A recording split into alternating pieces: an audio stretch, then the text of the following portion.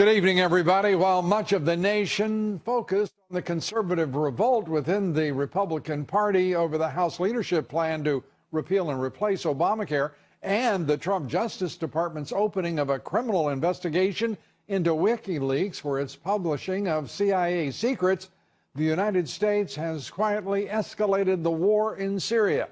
Roughly 300 Marines attached to the 11th Marine Expeditionary Unit have arrived in Syria, where they are establishing an outpost roughly 25 miles north of Raqqa as they fight to take that city from the Islamic State. Defense officials say the Marines are equipped with 155-millimeter howitzers that can fire high explosive rounds effective at a range of about 20 miles, or GPS-guided Excalibur rounds that have a range up to 30 miles. The new Marine mission disclosed after members of the Army's elite 75th Ranger Regiment deployed over the weekend northwest of Raqqa in the city of Manbij. Joining us now to talk about these latest developments, national security, and the Trump administration's response to the provocations of both Iran, North Korea, as well as warnings from Russia and China. Former U.S. Ambassador to the United Nations, American Enterprise Institute Senior Fellow John Bolton.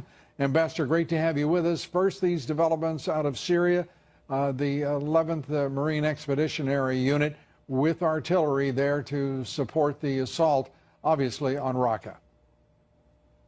Right. Well, these are not advisors or trainers for Syrian opposition forces or Iraqi forces. I think this is a tangible indication that the Trump administration has begun to take hold of this strategy, even if this were part of earlier contingencies that the military had put together during the Obama administration, given that the president had asked for Pentagon review of his military options, given what he said about the imperative of destroying ISIS quickly. This is a very significant move. Yeah, it is a significant move. I thought the Defense Department response on some of this as if it had been underway for some time.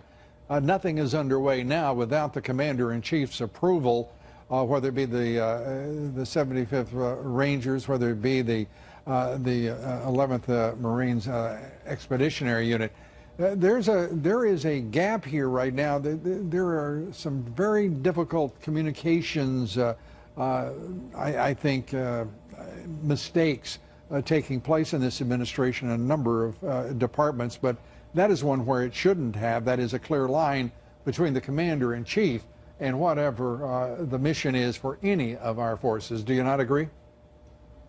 Yeah, no, look, I think, as I say, even if this was a contingency that might have been envisioned before, the fact is this is now the Trump administration's policy at issue here, and he made clear distinctions between what he would do with ISIS and what Obama had done and Clinton would do. I know that this will shock you, but there was a certain amount of hypocrisy going on in the Obama administration, saying, well, we really don't have boots on the ground, when we clearly did in both Iraq and Syria.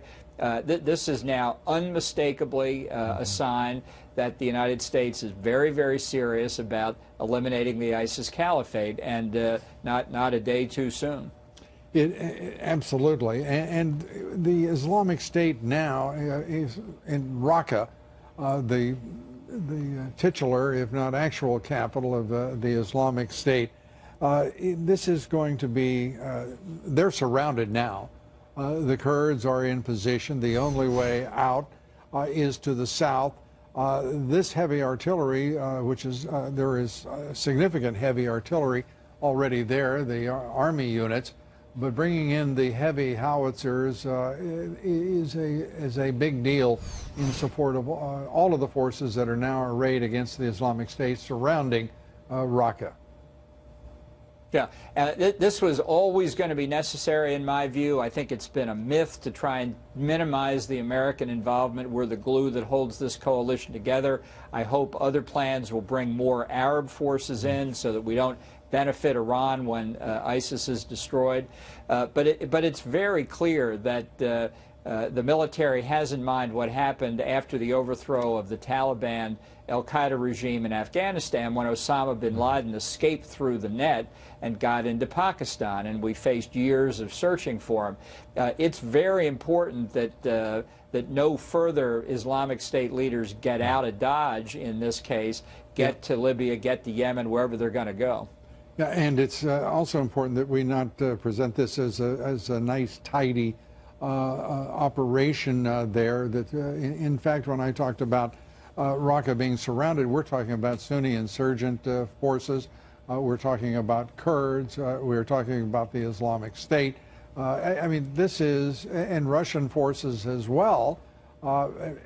This is and one general described it as these forces all within a grenade's throw of one another. This is also fraught with danger and unintended consequences, is it not?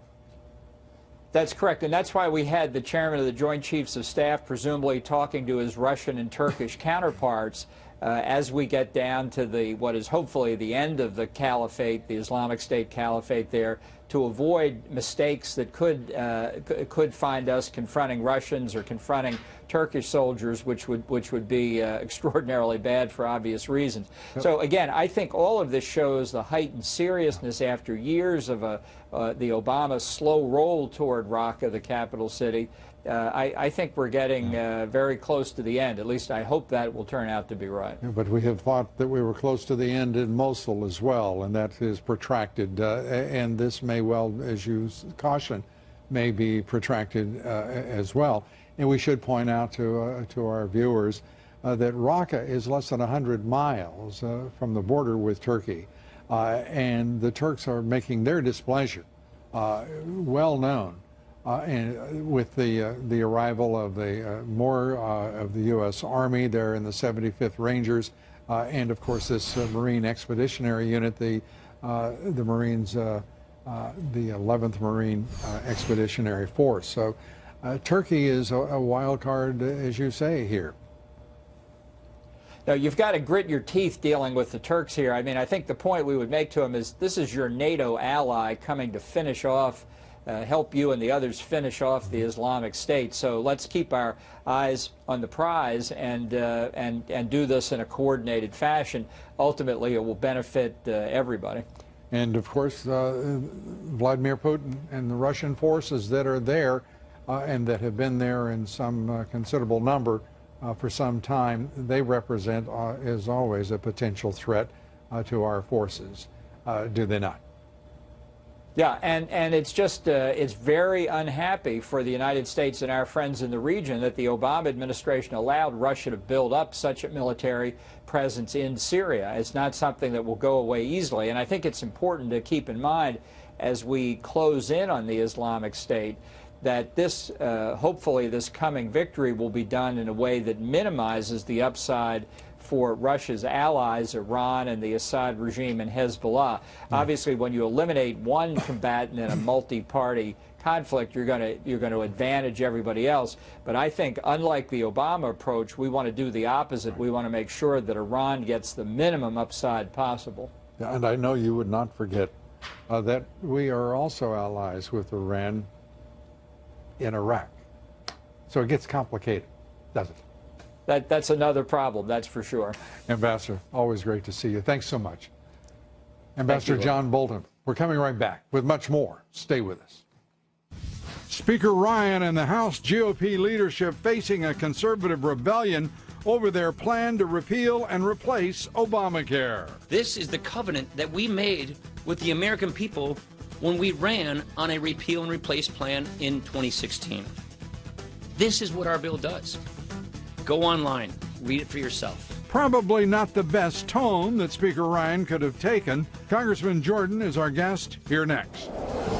It had to happen, and it has. One state government launching a new challenge against President Trump's newest extreme vetting order. We'll have the full details and much more here next. We'll be right back. Stay with us. President Trump throwing his full support behind the House Republican leadership legislation to repeal and replace Obamacare. President Trump this afternoon trying to stamp out the conservative rebellion that promises to overwhelm the plan, meeting with members of conservative groups opposed to the legislation. Freedom Works, the Heritage Action Group, the Club for Growth, Americans for Prosperity, among others. White House counselor Kellyanne Conway says President Trump is confident that they have the votes. President Trump is very confident about the passage of the American Health Care Act for many reasons. And just yesterday here in the White House, he and the vice president invited in 35 or so whips from the House to discuss this very issue. The president is confident that the American Health Care Act will pass the House and the Senate and will become the law. Speaker Ryan also defending his legislation, claiming it's a good conservative plan. And it returns power. This is most important. This returns power from Washington back to doctors and patients, back to states. This is what good conservative health care reform looks like. It is bold, and it is long overdue, and it is us fulfilling our promises. House Freedom Caucus members, however, say the Republican leadership's Obamacare repeal and replace plan doesn't have the votes necessary to pass the lower chamber. My next guest has introduced a bill calling for a full repeal of Obamacare, a clean repeal of Obamacare, and he is here with us now to talk about his efforts to defeat the leadership's so-called American Health Care Act. Congressman Jim Jordan, member of the Freedom Caucus, serving on both the Judiciary and Oversight Committees. I know you're as busy as you can be, and we appreciate you taking the time. The president says they've got the votes. Well, I would say this, Lou. The speaker said it's good conservative policy. If it's good conservative policy, why is every major conservative group in the country opposed to it? Right? But why is the Heritage Foundation against it? Why is the Club for Growth against it? So what we have to remember is we promised the voters we would repeal Obamacare. How is it repealing Obamacare when we say we're going to repeal it, but we're going to keep a bunch of the Obamacare taxes? Right. How is it repealing Obamacare when we said we're going to repeal it, but we're going to take this Medicaid expansion and we're going to extend it for several years? That's not what we told the voters. So what I introduced today, as you said, is just clean repeal. The very same legislation Republicans passed just a little over a year ago and put on then President Obama's desk. Let's take that same piece of legislation. Let's put it on President Trump's desk. I think I know he would sign it, but let's put it on his desk. Even, Mr. Obama vetoed it, but let's put it on the President Trump's desk. I want to pursue all of that, but just as an aside here, very quickly, why is there such reluctance on the part of the Speaker and the leadership to do precisely what you say the 2015 veto, to many, demonstrates just how good an idea it was? Yeah, I don't know. You have to ask them, but my guess is that, there's some Republican governors out there who, in states that expanded Medicaid, they're concerned about that. So it could be a host of things. All I know is we make this job too complicated. Let's do what we told the voters we were going to do. We told them we were going to repeal it and replace it. The Speaker's right, replace it with a plan that's patient-centered. We don't think this one does that. We don't think this one's going to bring down the cost of premiums, but we believe our clean repeal and then our separate legislation to replace it with policies that are good for families, good for consumers, will in fact bring down the cost of premiums. The idea here that this is not even a repeal, it's an amendment, and I know there are technical reasons for that being the case. Yeah. But this is a difficult thing, and yet the leadership in Washington, D.C., a new president who has demonstrated precisely what you're saying. He is fulfilling his promises. He's not breaking promises. He's doing what he said he would do, and across the board. Why we would? I've just got to ask you this: when you hear Speaker Ryan say that this is a good conservative health care bill, is that not just a little condescending when he's talking to pretty good conservatives? Well, I mean, look, there's some good elements in it. I assume that's what he's focused on. What I know is when you have all these major conservative groups saying this thing has got big problems, when you got a number of other conservatives like the Freedom Caucus saying this doesn't make sense in our judgment, when you got Senators Paul, Senators Lee saying the same thing, that to me is real concern. So let's do simply what we said. And right now we know Republicans should be able to unite around something we all passed before, the simple, clean repeal. Do that. Then we can have this debate and discussion on what the replacement looks like, those things that we think will bring down the cost of health care. And we could also give time. They're talking about Dr. Price at Health and Human Services having time to make sure he gets rid of some of the regulations that drive up the cost of insurance. He can do that as well. But we don't need to pass the bill leadership brought forward 48 hours ago for Dr. Price to be able to do that. We can pass the clean repeal that we all agree on. And Dr. Price seems to open the way, even as the Speaker of the House is insisting that the conservatives support it and blindly move ahead. Dr. Price is saying very clearly that he is open to an evolution of this legislation in regular order with public hearings, which sounds like an intelligent approach. No, that's how it works in America, right? We have an introduction, you have hearings, you have debate. This is American democracy in action, the way the legislative body is supposed to work. We met yesterday with Vice President Pence. We talked with Dr. Price. We talked with Mick Mulvaney, head of the OMB. So they all said this is a work in progress. So let's actually get in there and change this legislation and do what we told the voters we were going to do. Let this thing of not just take it or leave it approach. Let's do what needs to be done, and let's do what's consistent with what the voters sent us here to accomplish. Jim Jordan, as always, good to have you with us. Good to be with you, Lou. Take care. And be sure to vote on our poll tonight. Do you believe Speaker Ryan would be wise to listen to conservatives rather than dismiss them by saying this is what a conservative health care bill looks like? Cast your vote on Twitter at Lou Dobbs. We'd like to hear from you. Follow me on Twitter at Lou Dobbs. Like me on Facebook. Follow me on Instagram at Lou Dobbs Tonight. Hawaii becomes the first state to sue over President Trump's new extreme vetting executive order. The state of Hawaii arguing in part that order inflicts immediate damage on Hawaii's economy, educational institutions, and tourism industry. Attorney General Jeff Sessions says the order is a critical measure for the strengthening of our national security. On Wall Street today, stocks closing mixed. The Dow down 69 points. The S&P lost 5. The Nasdaq gained 4. Volume on the big board picking up to 3.8 billion shares. The S&P going more than 100 straight days without a decline of more than 1%. That's the longest streak since 1994. Crude oil today plunged more than 5%, settling above $50 a barrel. That is the lowest settlement since December. And good news for the labor market. Payroll processor ADP reports almost 300,000 private sector jobs were added last month. And a reminder to listen to my reports 3 times a day, coast to coast on the Salem Radio Network. Up next, FBI Director James Comey, not worried about his job security, obviously. Should he be? Should he be? That's the subject of my commentary here next. A few thoughts now on the FBI Director, James Comey, his track record, and his tenure. Here is the director today speaking at a cybersecurity conference. You're stuck with me for about another 6.5 years, and so I'd love to be invited back again. You can ask me about anything. I'm very slippery. I'll avoid talking about things I don't want to talk about.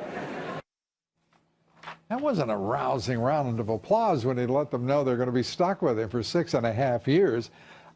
Comey's comments are downright brazen. They're obviously arrogant, and by the way, subject to immediate expiration, because this is the same man who told Reince Priebus that there was nothing that his agency could do to correct the record on so-called BS reports about contacts that allegedly Trump campaign officials had with Russian intelligence. It turned out there was nothing to it at all. But the FBI director wouldn't knock it down. And now Comey demands the Department of Justice publicly refute President Trump's claims of wiretapping. Never mind that the Senate Judiciary Chair is now investigating allegations that Comey's FBI offered to pay the author of an unverified, damaging, and false dossier on President Trump. And don't forget about Comey's handling of the investigation into Hillary Clinton's private email server in the months before the election, as if any of us could possibly do that. So as for Comey's claim that Americans are stuck with him, my goodness, what a statement. Hubris writ large. He's been in Washington long enough to know better. New York Post columnist and friend of this show, Michael Goodwin, compared Comey's power to that of J. Edgar Hoover, writing this in his column: Comey's aggressive self-righteousness makes him bigger than the institution he leads. And he's right. Comey doles out information as he sees fit, and his most recent but somewhat changing assessment of same.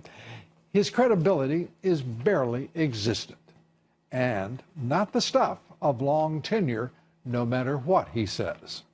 Our quotation of the evening, this one from H.L. Mencken, who said, "Before a man speaks, it is always safe to assume that he is a fool. After he speaks, it's seldom necessary to assume it." We're coming right back. Stay with us. Conservatives in the House of Representatives are fighting back against the House leadership plan to repeal and replace Obamacare, backed by the leadership, of course, the Speaker, and the White House now. The Congressional Budget Office is expected to release its score on the legislation next week, but White House Press Secretary Sean Spicer is already arguing, and with great facts to his on his side, arguing that the Congressional Budget Office can't be trusted for accuracy, if that's important to anyone.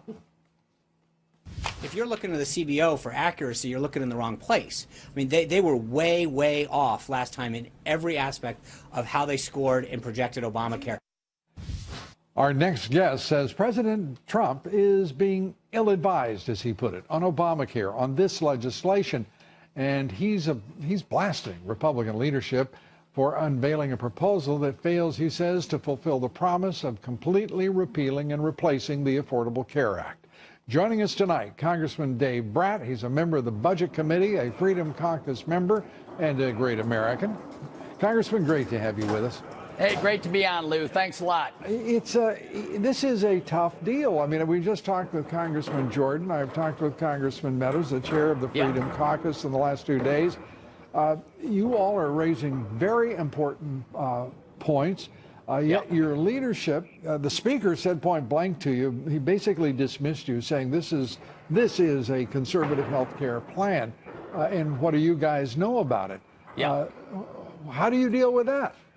Well, it all hinges on whether you have common sense, and the American people do. It all hinges on the word repeal. We ran on repeal for 6 years in a row. The American people know that. Donald Trump said we're going to repeal on day one. He's hanging tough. He said yesterday we're going to negotiate. So this is the first round, right? We got something on paper. We're going to negotiate it. But 8 years ago, the health insurance companies all came to the White House looking at their shoes. They were embarrassed about the product they were going to offer. It all had to do with coverage of 18 million people. So that's all well and good. We're there with you. But it had nothing to do with reducing prices and providing free market price discovery, which is what we need. And as you point out, the president has made it clear. That's what he wants as the result. He wants better care, and he wants it at a lower cost for all Americans. And I haven't heard one argument about this legislation that supports those goals. If you will, the House's mission is the president's agenda. Yeah, well, and that's right. So it all has to do with bending the cost curve down. Right now, the cost curve is going up at 25%. Paul Ryan said under Obamacare. Under Obamacare. And Paul Ryan has said, right, the whole goal of this project is to bend the cost curve down. That means instead of going up at 25%, not going up at 15%, it means bending the cost curve down so that costs go down by -1%. If the Speaker shows us that's going to happen under this plan, I'm a yes, but we have no evidence that that's the case. Yeah. And you heard White House Press Secretary Sean Spicer take apart the Congressional Budget Office on its projections of Obamacare, because he's absolutely right, they were entirely inaccurate. Dr. Tom Price, the Health and Human Services Secretary, former colleague of yours, he also says the point is to drive down costs. Yet there is, and I think you're completely correct when you state that doesn't seem to be in evidence here, at least yet. And I know we're a ways from scoring and the CBO estimate on it all. But where do you think we are with costs right now if the plan as put forward by, and we will also take note that everyone's talking about changing it, but at this point, what are the cost implications of the leadership plan? Well, it's not good. We're replacing the mandates with a tax penalty, and then the subsidies turn into a refundable tax credit, and so a tax hike. And I don't think President Trump anticipated that. And so the major objection is we're doing this. It's a brand new federal program, and that's the problem.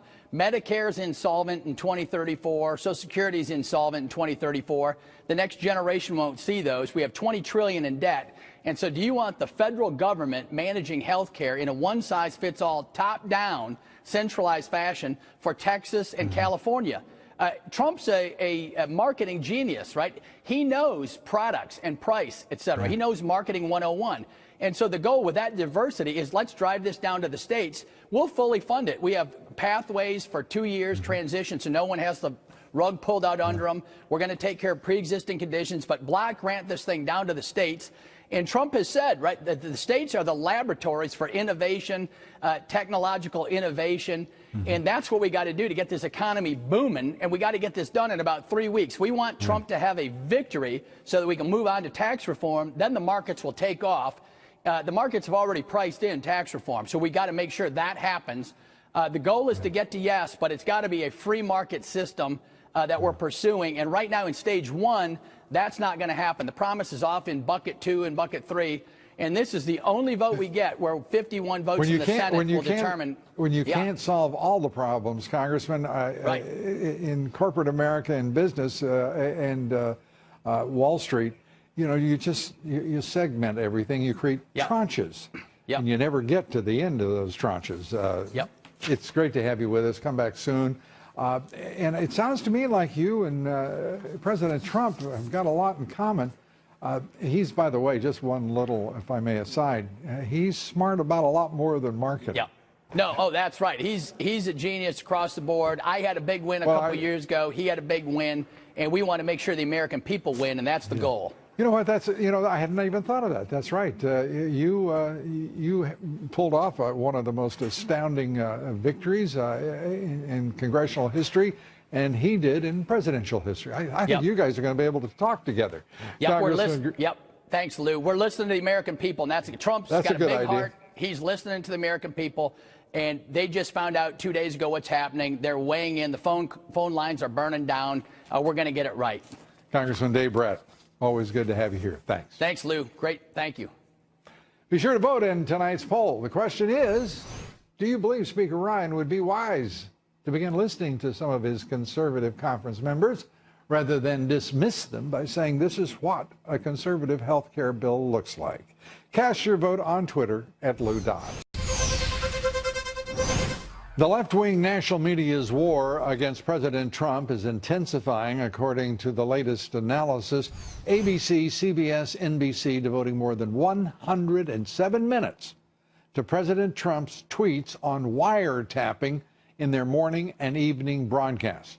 Yet, when the New York Times reported in January that members of the Trump team in Trump Tower were under surveillance, just one network, that network was CBS, covered the story, devoting 13 whole seconds to it. The New York Times also changing their own narrative on this story.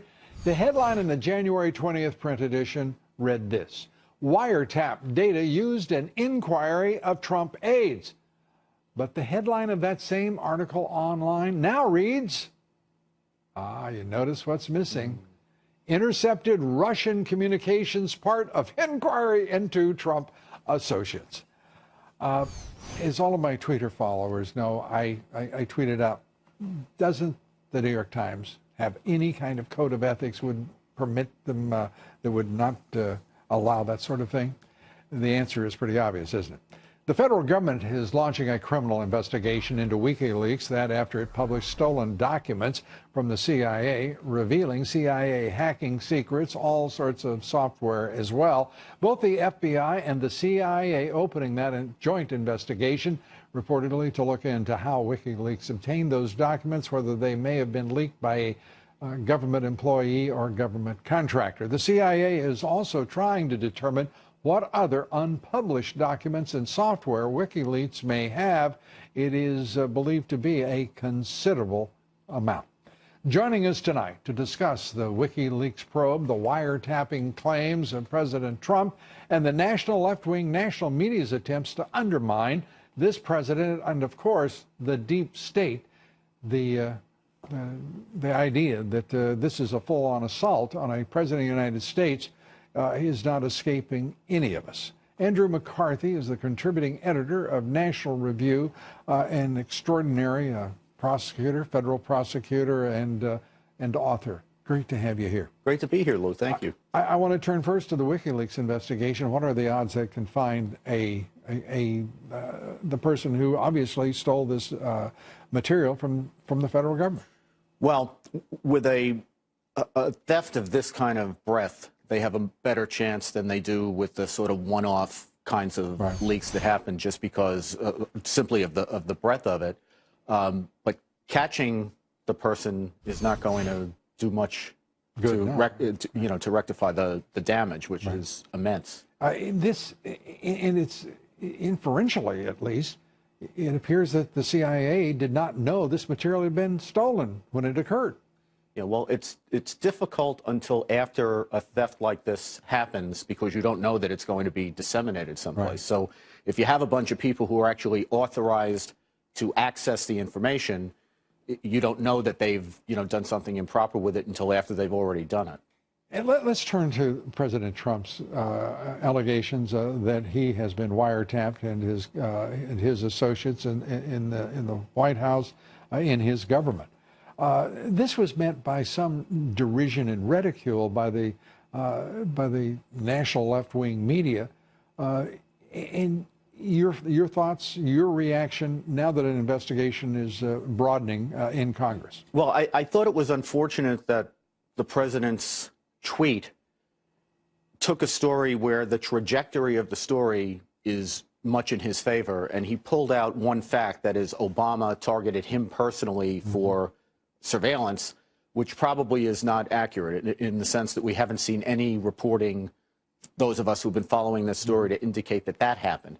However, that doesn't undermine the larger overarching story, which is the likelihood that the incumbent administration, at the very least, was conducting surveillance of associates of then candidate Trump who had connections of varying degrees to the campaign. So, if I understand you correctly, he was under surveillance in all likelihood, put it up in probability.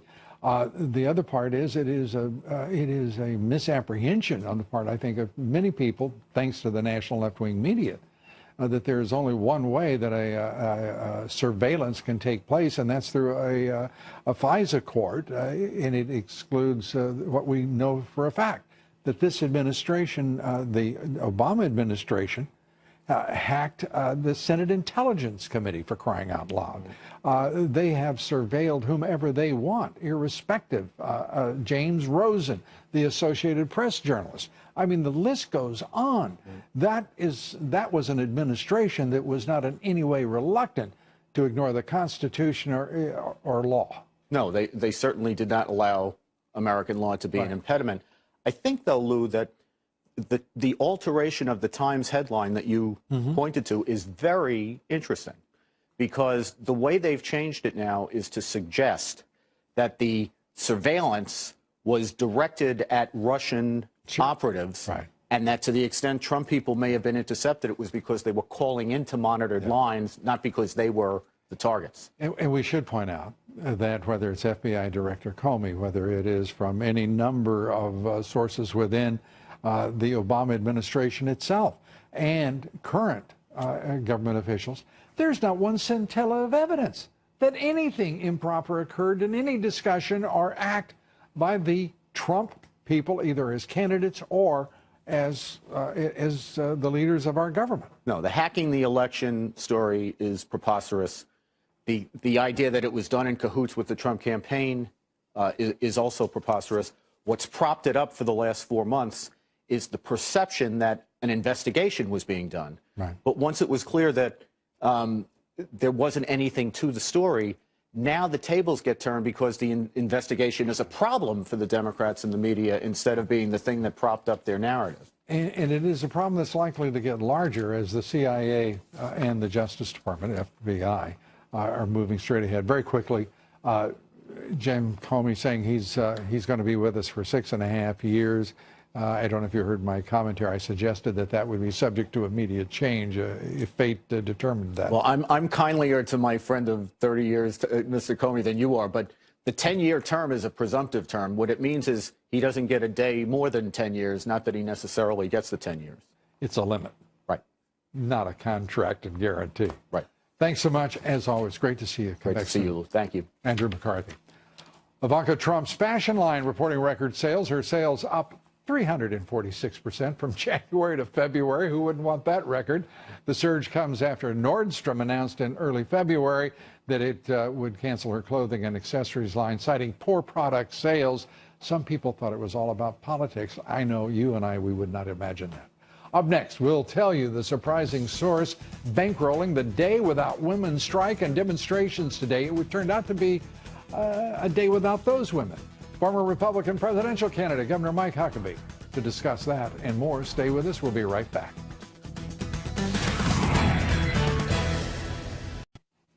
Joining me now, former Republican presidential candidate Governor Mike Huckabee. Governor, great to have you with us. Let's start with first where we are with this investigation. The FBI, CIA, the Trump administration opening that investigation. That's